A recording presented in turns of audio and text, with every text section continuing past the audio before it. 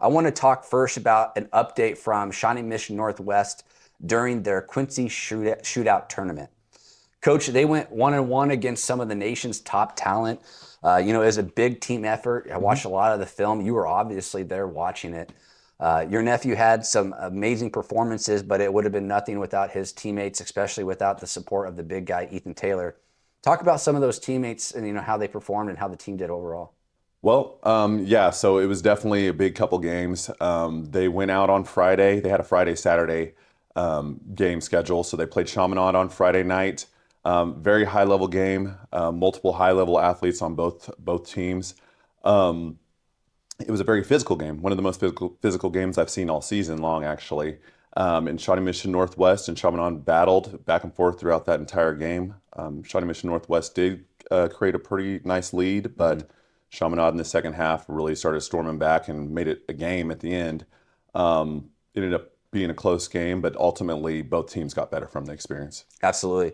And I spoke with Coach Birch a little bit before that he left for the tournament, and he did mention that the big guy was going to be out and that it was going to have to be a total, complete team effort with a lot of those other big guys stepping in.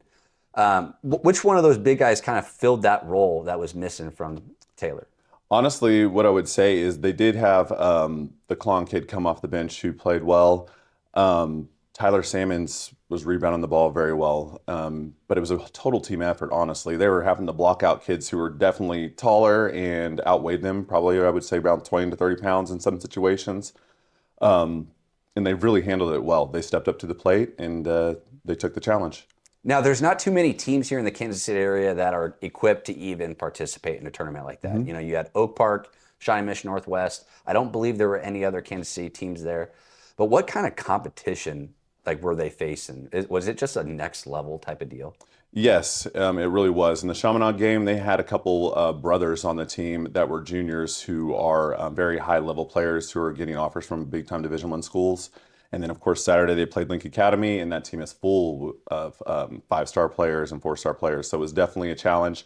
Definitely something that the kids won't forget moving on, like into the future. It's like who gets to play against Link Academy every single year, just being a Yeah. 6A public school from Kansas. That doesn't happen. But it was a great experience. They ended up losing that game by 13 points, but again, they battled and showed a little bit of their backbone and definitely came out better after it. Yeah, I think it'll have resounding effects, especially towards the end of the season for both Kansas City teams.